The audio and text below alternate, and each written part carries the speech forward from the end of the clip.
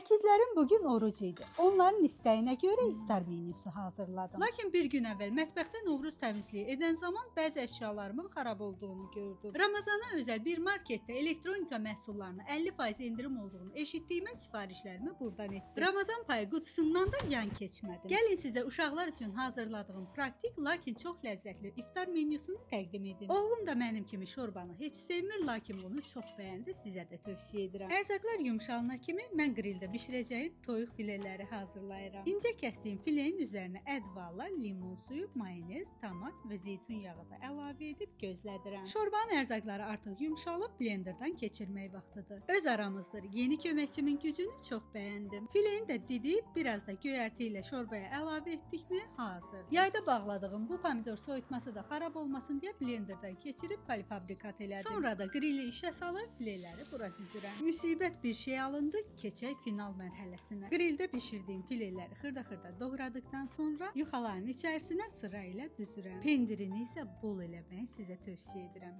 Büküb sonra yenidən grilə yollayıram. Üzərinə paprikalı, zeytun yağı və çedarlı pendir əlavə edib qızardıram. İnanın mənə çox ləzzətli, möhtəşəm bir şey alındı. Uşaqların ürəyi getdi. Elə iştahla yedilər ki, gəl görəsiz. Bir ana üçün bundan gözəl nə ola bilər?